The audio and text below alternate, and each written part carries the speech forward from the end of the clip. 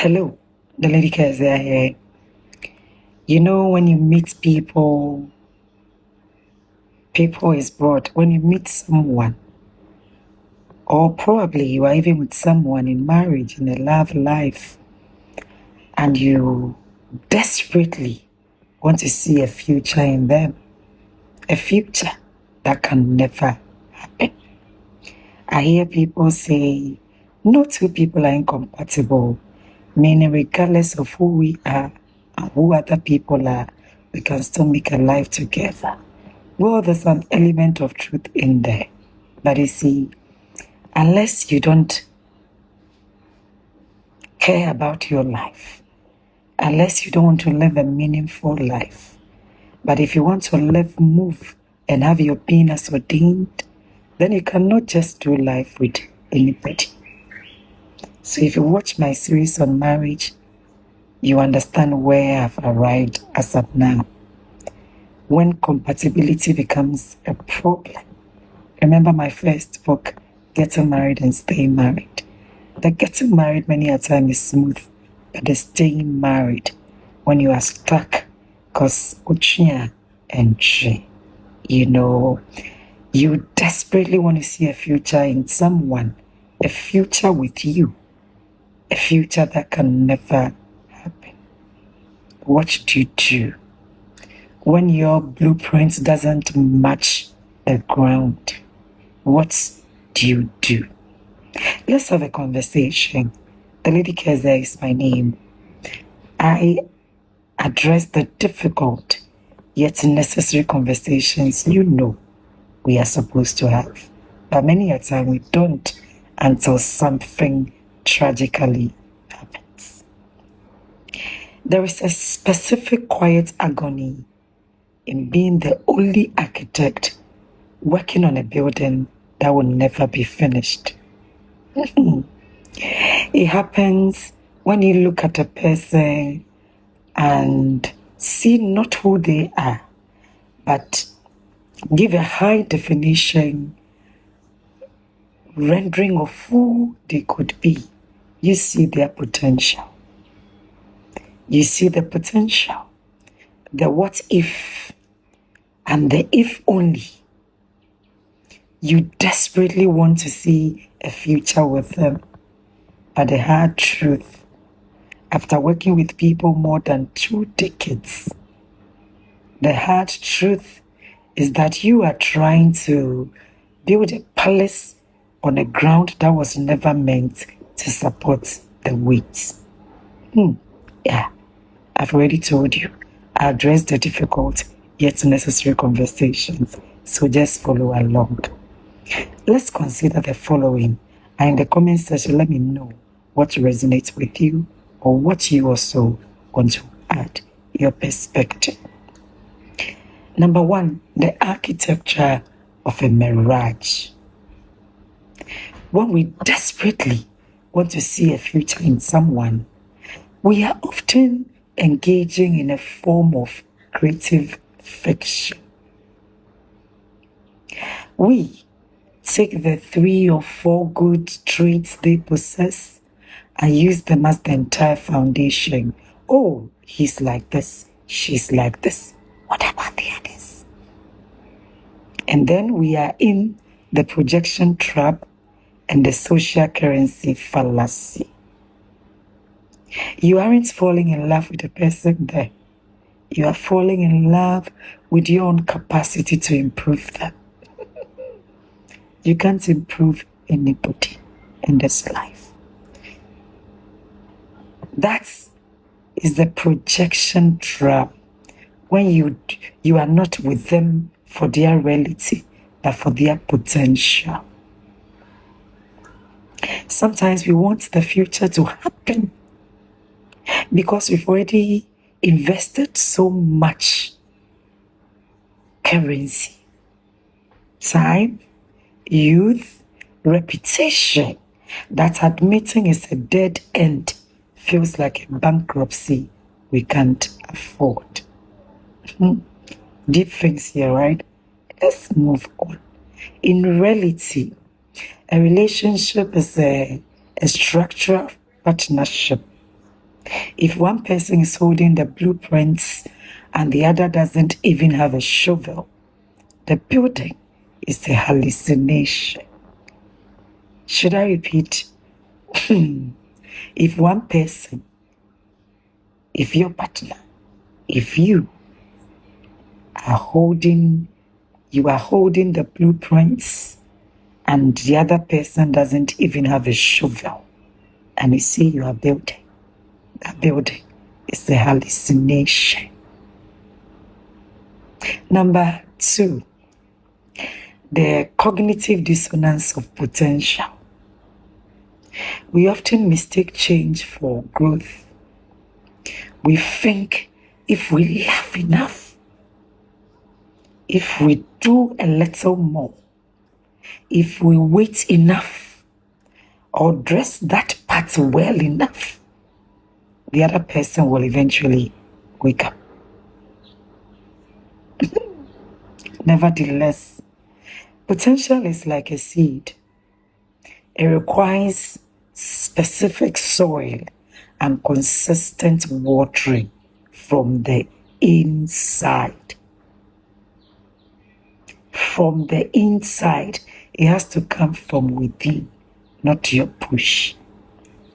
You cannot whale someone into their own second birth.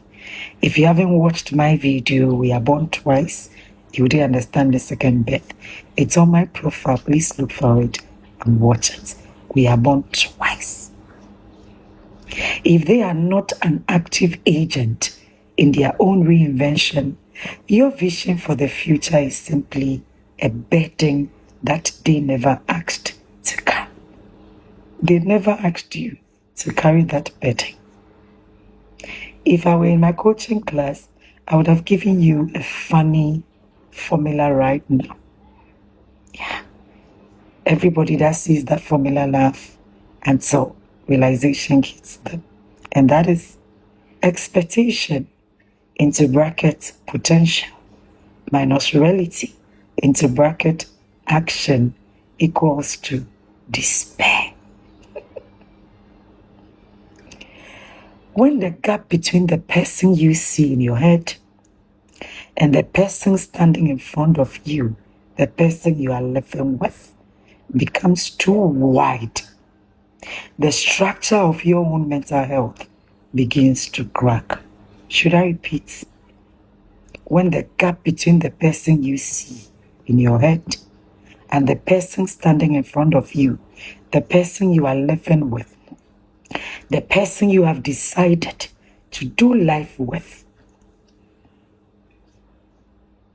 when that gap is too wide between what is in your head, what is in your heart, and the reality confronting you, the structure of your own mental health begins to crack. That is when everybody thinks you have a successful union, and yet you are nursing your internal resentment.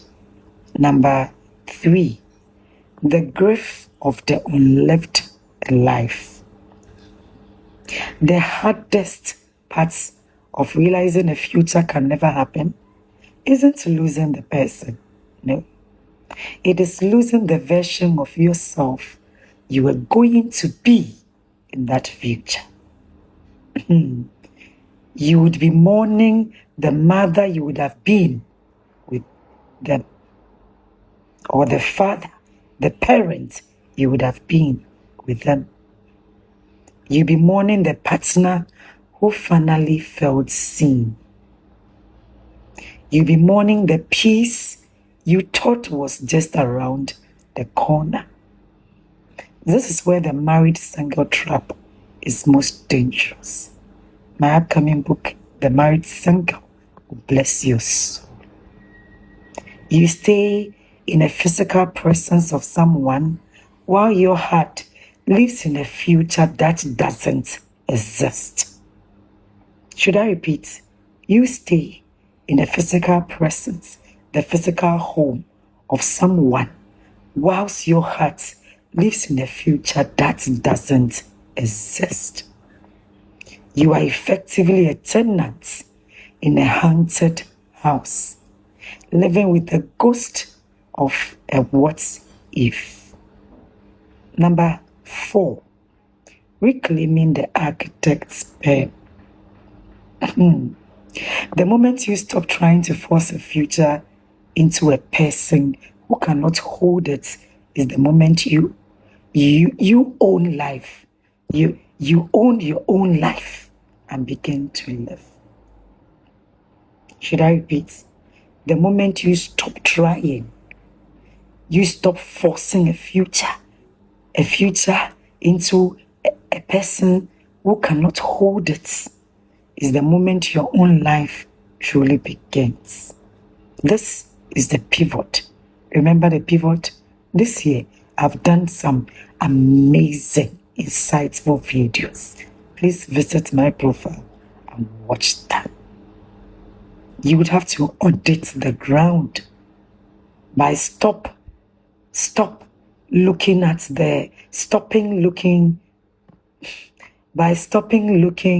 at their potential and starting to look at their patterns. Yes. How would you update the ground? Stop looking at their potential and start looking at their patterns. Patterns don't lie. Did you hear? Patterns don't lie. Potential does. Potential does. How would you do this? By revoking the permission and redirecting the construction. Stop giving the mirage permission to dictate your joy, your bank account, or your sleep, your mental health. That is to revoke the permission. Take all that energy you are using to build them and start building yourself. That is to redirect the construction.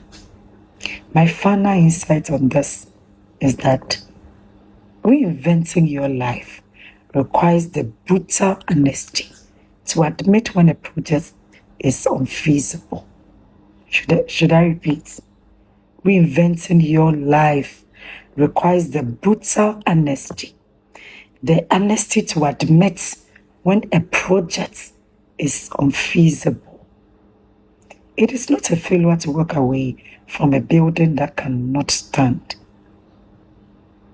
It is an act of high-level stewardship. Your future is too valuable to be anchored into someone who is content staying in the past when you have a future to build, when you have a meaningful life to live. The sky is the limit, but only if you are willing to leave the ruins behind. This is deep for the deep thinking people like yourself. Think about these things. Much love and blessings. TheLadyKeziah is my name. I'm a licensed psychosocial counselor and a transformative mindset coach. If you want to work with me, if you want to talk, visit my profile on Facebook, on YouTube. You'll find it. Book a session with me. We can become more, do more, and give more. Much love